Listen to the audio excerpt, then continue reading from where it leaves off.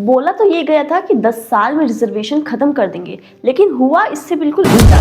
Reservation तो America में भी दिया जाता है, लेकिन इंडिया जैसा अतरंगी हिसाब किसी देश का नहीं है। अंग्रेजों ने क्या किया कि बैकवर्ड क्लासेस को सपोर्ट करने के ढोंग के नाम पर एक अनोखा सिस्टम लेकर आए। मुद्दा इतना संगीन है कि बांग्लादेश में तो इसने सरकार ही गिरा दी। अंजाम ये निकला कि अमीर और अमीर होते गए, गरीब और गरीब होते गए, और समस्या वहीं की वहीं रही। असल में जिन्हें रिजर्वेशन की वास्तव में जरूरत थी, उन तक ही पहुंच ही नहीं पाया। और जहां डेवलप्ड कंट्रीज धीरे धीरे आरक्षण को खत्म कर रहे हैं, वहीं भारत में इस समय के साथ साथ रिजर्वेशन की सीट्स और बढ़ती जा रही हैं। रिजर्वेशन की सीट से आईएएस का बच्चा आईएएस बन जाता है और मजदूर का बच्चा फॉर्म ही नहीं भर पाता है। आज हम इंडियन सोसाइटी को देखते हैं तो हमें ऐसा लगता है जैसे शायद हमेशा से यहाँ कास्टिज्म यानी जातिवाद रहा होगा। लेकिन क्या कभी आपने सोचा है कि कौन सी वजह थी जिसने आज़ादी से पहले ही भारत को जातियों में बांट दिया? क्यों एक बच्चा सिर्फ इसलिए मंदिर के बाहर रोक दिया जाता था क्योंकि वो अछूत था? क्यों एक पूरी कम्युनिटी को ये यकीन दिलाया गया कि वो बाकी लोगों से कम है?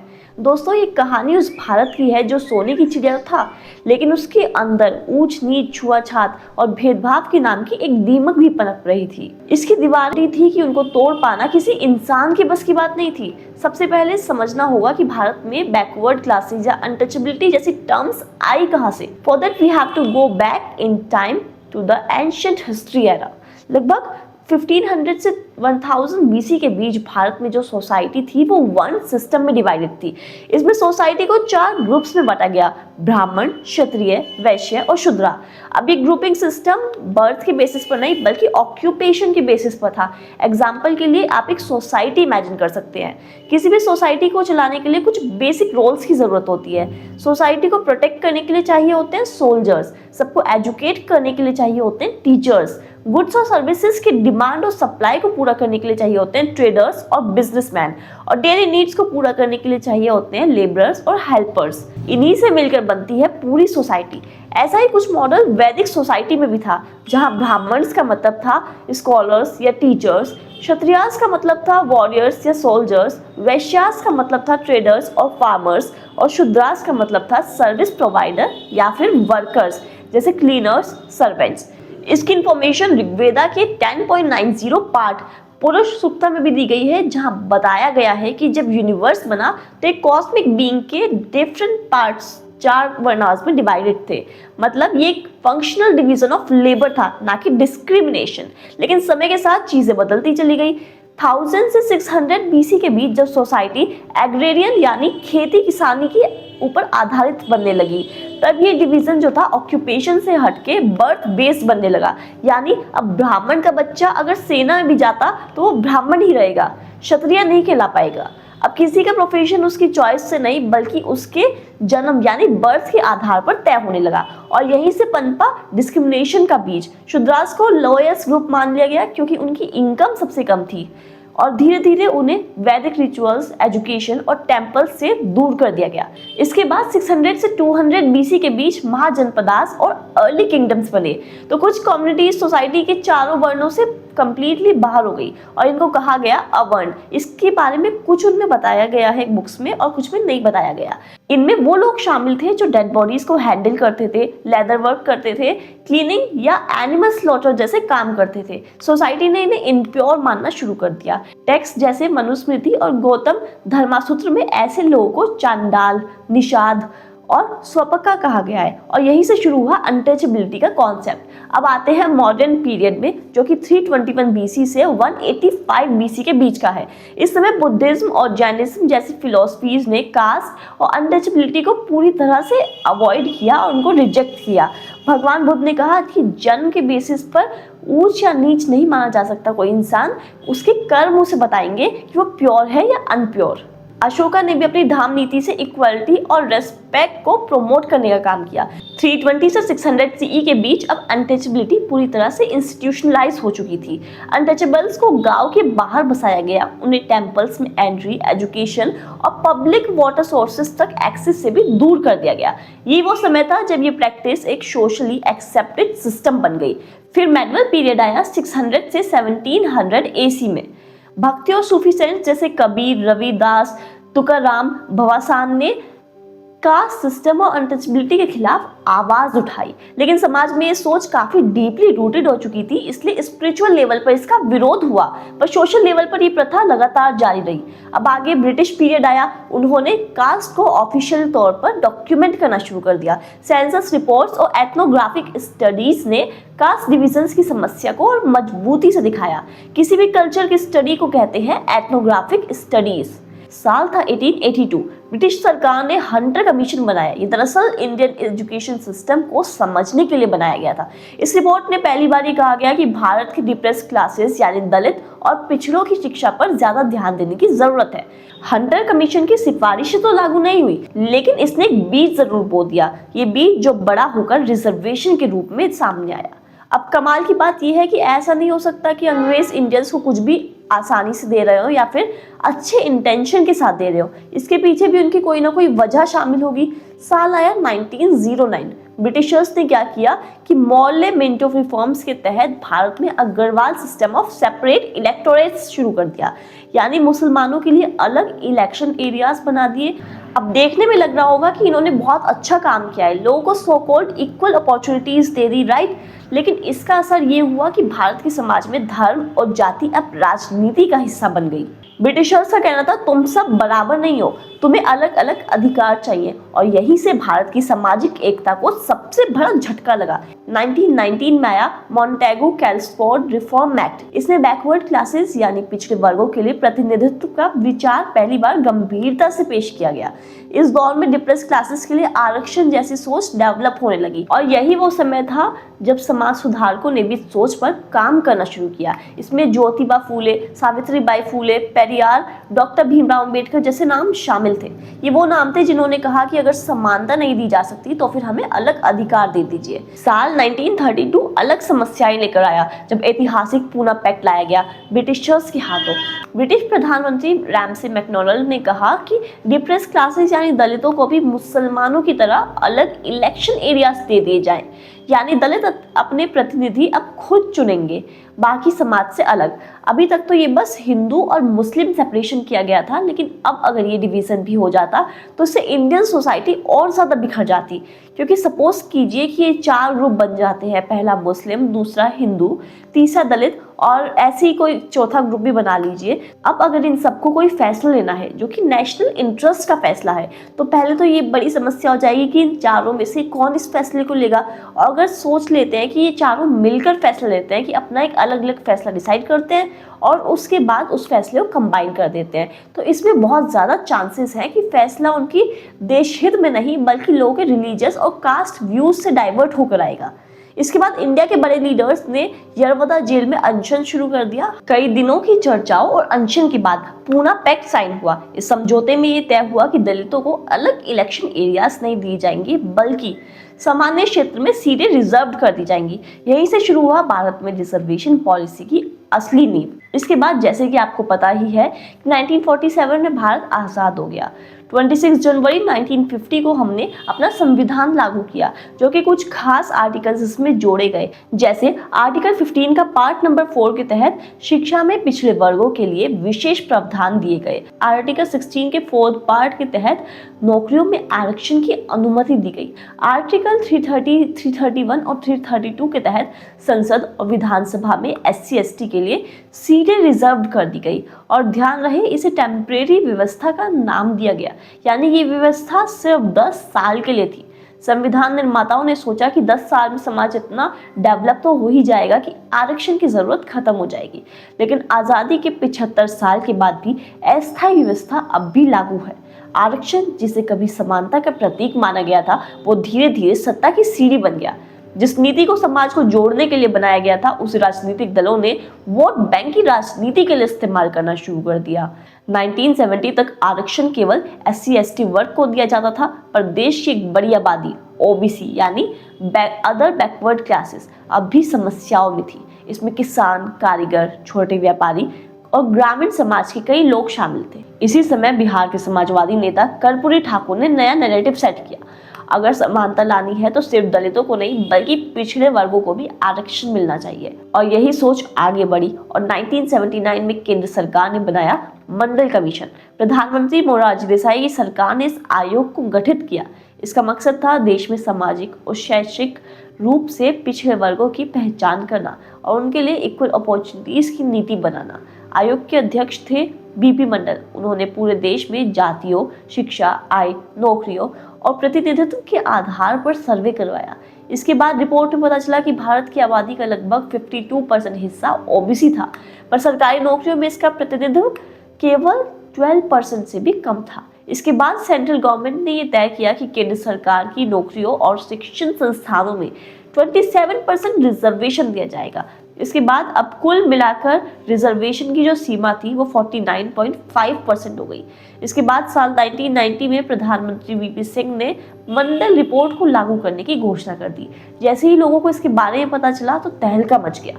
युवा सड़कों पर उतर आए, कई जगह विरोध प्रदर्शन शुरू हो गए, कॉलेजों में छात्र आत्मदाह करने लगे। उस समय काफी मशहूर नारा था, हम आरक्षण नहीं मानेंगे, मेहनत की जगह जाति क्यों। कुछ मीडिया रिपोर्ट्स के मुताबिक उस समय 60 से ज्यादा छात्रों ने आत्मदाह कर लिया था, यानी सुसाइड अटेम्प्ट किया था। देश दो हिस्सों में बंट गया था। एक तरफ वो लोग थे जो कह रहे थे समानता का रास्ता है आरक्षण, और दूसरी तरफ वो लोग थे जिनका कहना था आरक्षण अब खुद ही अन्याय बनता जा रहा है। अपने ओपिनियन के पीछे उनका लॉजिक ये था कि गवर्नमेंट अपॉर्चुनिटीज इक्वल करने के लिए फ्री एजुकेशन प्रोवाइड करें, ताकि एक बार जब सब लोग बराबर हो जाएं तो फिर compete करें और तय करें कि किसको जॉब मिलनी चाहिए और कौन जॉब के रियल में लायक है। इस विरोध को देखकर आखिरकार 1992 में सुप्रीम कोर्ट ने इसका केस अपने पास ले लिया। इसको कहा गया Indira Sawhney vs union of India 1992 केस, जिसे हम मंडल केस के नाम से भी जानते हैं। जिसके बाद कोर्ट ने फैसला दिया कि आरक्षण की कुल सीमा 50% से अधिक नहीं हो सकती। क्रीमीलेयर यानी आर्थिक रूप से मजबूत ओबीसीज को आरक्षण का लाभ नहीं मिलेगा, लेकिन SC/ST पर यह नियम लागू नहीं होगा। इस फैसले ने भारत की सामाजिक और राजनीतिक दिशा दोनों को बदलने का काम किया।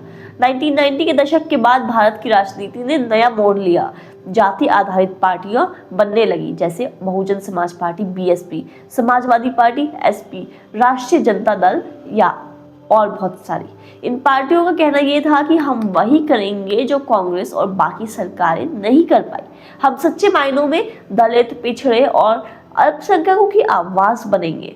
काशीराम और मायावती ने बहुजन आंदोलन को जन आंदोलन बना दिया। लालू प्रसाद यादव और मुलायम सिंह यादव ने पिछड़ों की राजनीति को केंद्र में ला दिया। हालांकि कमाल की बात तो यह है, पिछड़ों को और दलितों को सुधारने की बात करने वाली पार्टियां आज करोड़ों के घोटाले कर बैठी हैं। धीरे धीरे हर पार्टी को समझ आ गया था कि जाति की राजनीति अब सबसे बड़ा वोट बैंक है। लेकिन अब समस्या एक और थी, अगर आरक्षण केवल जाति पर आधारित है तो गरीब स्वर्ण जो आर्थिक रूप से कमजोर है उनका क्या होगा। कई वर्षों से ये सवाल समाज में उठता रहा, जिसके बाद आखिरकार 2019 में नरेंद्र मोदी सरकार ने इसे लागू किया, EWS यानी इकोनॉमिकल वीकर सेक्शन के रूप में। इस रिजर्वेशन को संविधान में 130वें अमेंडमेंट के तहत डाला गया, जिसके तहत आर्थिक रूप से कमजोर सामान्य वर्ग को 10% का आरक्षण दिया गया। ये पहली बार था जब रिजर्वेशन जाति नहीं बल्कि इकोनॉमिक बेसिस पर दिया गया, लेकिन इसका विरोध भी हुआ। कई विशेषज्ञों ने कहा कि ये 50% तक की सीमा तोड़ता है, लेकिन सुप्रीम कोर्ट ने इसे कॉन्स्टिट्यूशनल मान्यता दे दी।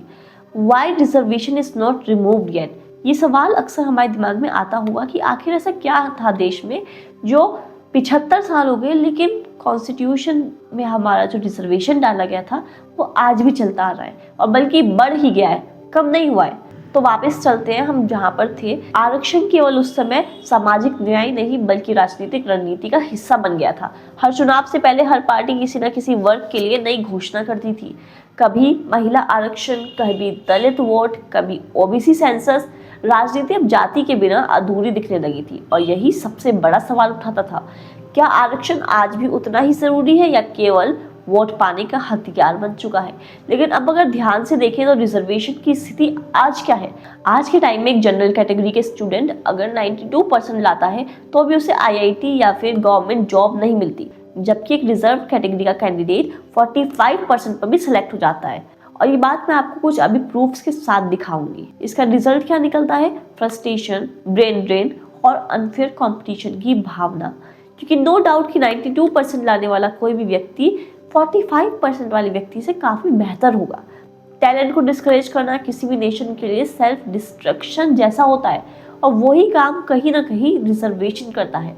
हम पिछले कुछ सालों के आंकड़े भी देखते हैं। ये है साल 2020 से 2024 तक के भारत के सबसे बड़े इंजीनियरिंग एग्जाम का डाटा। जी मेंस में 2020 में जनरल की कट ऑफ जाती है 90%, बाकी किसी कास्ट की परसेंटेज 75% तक क्रॉस नहीं कर पाती। 2021 में जनरल की कट ऑफ जाती है 87%, बाकी सबकी कट ऑफ 70% भी नहीं पहुंच पाती। 2022 में जनरल की कट ऑफ आई 88%, बाकी सबकी कट ऑफ 70% तक नहीं पहुंची। एज ए स्क्रीन पर 2023 से 2024 के आंकड़े हैं जो इसी तरफ इशारा करते हैं। अब अगला एग्जाम लेते हैं हम यूपीएससी। तो ये रही यूपीएससी की लास्ट 5 इयर्स कट ऑफ। इनको देखकर भी आपको पता चल ही जाएगा कि आंकड़े में कितना ज़्यादा अंतर है, क्योंकि इस एग्ज़ाम में सीधा नौकरी मिल रही है, तो इसमें हालात जेई मेंस जितने खराब तो नहीं है। अब देखते हैं एमबीए के लिए होने वाला एग्ज़ाम कैट के क्या हाल है। ये रहे डाटा, जहाँ एक तरफ जनरल कैटेगरी का बच्चा 95 से 99% लाने पर अच्छा कॉलेज ले पा रहा है, वहीं एससी एसटी की कट ऑफ 50 से 70% तक में ही काम चल पा रहा है। अब एक बार एसएससी सीजीएल के आंकड़े पर भी नज़र डाल लेते हैं। ये देखिए, यहाँ भी ग्राफ बहुत ऊपर नीचे दिख रहा है। अब जानते हैं जिन सेंसर्स के हिसाब से आंकड़े बनाए गए थे वे कब लिए गए। दरअसल भारत में आज़ादी के बाद से सिर्फ 2 बार सेंसर हुए हैं। पहली बार 1931 में और दूसरी बार 2011 में हुए थे। यानी आज़ादी के बाद देखा जाए तो सिर्फ एक ही हुआ है, क्योंकि आज़ादी तो हमें 1947 में मिली थी ना। 1931 सेंसस के मुताबिक पॉपुलेशन ये थी: जनरल 25.5%, ओबीसी 52%, एससी 14.1% और एसटी 7.62%। अब देखते हैं रिजर्वेशन का डाटा और दोनों को हम मैच करके देखते हैं। एससी को रिजर्वेशन मिला है 14.9% का, एसटी को मिला है 7.62% का, ओबीसी को मिला है 27% का। ओबीसी में 2 ग्रुप हैं, पहला वो लोग जो इकोनॉमिकली डेवलप है यानी स्टेबल है, और दूसरे वो लोग जो इकोनॉमिकली स्टेबल नहीं है। वो तकरीबन उतने ही परसेंट है जितने उनकी पॉपुलेशन है। रिजर्वेशन का डाटा हर पॉपुलेशन के हिसाब से उतना ही है जितनी उनकी पॉपुलेशन है। ईडब्ल्यूएस यानी इकोनॉमिकल वीकर सेक्शन के लिए 2019 में नया रिजर्वेशन लाया गया। भारत में पहली बार इकोनॉमी के बेसिस पर रिजर्वेशन दिया गया, और अनरिजर्व्ड यानी मेरिट होती है तकरीबन 40%। अब भारत में अगर मेरिट सीट्स देखी जाए तो वो होती हैं जो कि अनरिजर्व्ड मानते हैं हम 40%। इन्हीं सीट्स पर असल में कंपटीशन होता है, जिसमें अनरिजर्व्ड, ओबीसी, जनरल सभी एक दूसरे को टफ कंपटीशन देते हैं। लेकिन इसमें नुकसान उन्हें होता है जो बच्चे खूब मेहनत करते हैं, लेकिन अनरिजर्व्ड होने के कारण वे जनरल की कैटेगरी को ब्रेक नहीं कर पाते। एक तरीके से ये समझे कि बच्चे किसी भी काम को करने में बाकी रिजर्व्ड सीट्स वाले कैंडिडेट्स के कंपैरिजन में बेहतर है, लेकिन फिर भी उन्हें जॉब नहीं मिल रही क्योंकि वो जनरल कैटेगरी से आते हैं। इससे न सिर्फ फेयर कंपटीशन कम हो रहा है, बल्कि कंट्री का जो ह्यूमन रिसोर्स है वो भी वेस्ट हो रहा है। एग्जाम्पल के लिए समझ लेते हैं, आपको टीथ पेन है। अब आप एक सरकारी अस्पताल में जाते हैं जहाँ एक कम पढ़कर यानी काफ़ी कम पढ़ाई करके एक डॉक्टर रिजर्व सीट से आया है, और अपने टूथ यानी एक दांत में आपको कीड़ा होने की आप उसको प्रॉब्लम बताते हैं। क्योंकि नॉलेज की उसके पास कमी है, इसलिए वो आपको सीधा दांत निकालने की हिदायत दे देता है, बल्कि उस काम के टूथ फिलिंग से भी काम चल सकता था। अक्सर रिजर्वेशन का फ़ायदा कुछ ही लोगों तक सीमित रह जाता है, जैसे एक ही परिवार के बाप और बेटे दोनों को सरकारी नौकरी मिल जाती है। हालांकि देखिए तो पिता के पास सरकारी नौकरी का मतलब यह है कि बेटे का लिविंग स्टैंडर्ड बैकवर्ड क्लासेस का तो नहीं होगा, और इसके कारण इन्हीं रिजर्व कैटेगरीज के अंदर के जो ज़रूरतमंद लोग हैं उन्हें इसका फ़ायदा नहीं मिल पाता। ये रही कुछ इंडियन टीचिंग एग्जाम्स की कट ऑफ। इनमें अगर कोई जनरल कैटेगरी का बच्चा है जो कि 89% लाता है तो उसका सिलेक्शन नहीं होगा, लेकिन रिजर्व कास्टेस के बच्चों के 82% मार्क्स आने पर भी वो टीचर बन जाएगा। अब खुद सोचिए कौन बेहतर बच्चों को पढ़ा सकता है, 82% वाला या फिर 89% वाला। IIM अहमदाबाद के सर्वे के मुताबिक 70% फैमिलीज जिनके पास एक या एक से ज़्यादा बच्चा है वो कम से कम अपने एक बच्चे को प्राइवेट स्कूल में डालना पसंद करते हैं। इसके पीछे वजह यह है कि उन्हें गवर्नमेंट स्कूल्स की एजुकेशन पे कुछ खास भरोसा नहीं है, और इसका रीज़न है पुअर इंफ्रास्ट्रक्चर और रिजर्वेशन से आए टीचर्स। हमारे देश को आज़ाद हुए 78 साल हो गए। जो रिजर्वेशन लगभग 10 साल के लिए लाया गया था वो आज भी यहाँ लागू है, और दूसरी तरफ वही देखिए अमेरिका का एग्जाम्पल है, जिसपे 1979 में यूनिवर्सिटी एडमिशन के लिए लागू किया गया रिजर्वेशन 2023 में हमेशा के लिए हटा दिया गया, ये कहकर कि अब सब बराबर हो चुकी है। तो जाहिर सी बात है सबको कम्पीट करना होगा। देखिए, मैं ये नहीं कह रही कि रिजर्वेशन गलत है, लेकिन अगर वक्त के साथ रिजर्वेशन कम होने के बजाय देश में उसे इंक्रीज करना पड़ रहा है, तो वो देश मजबूत हो रहा है या फिर कमज़ोर हो रहा है, ये खुद ही समझ लीजिए आप।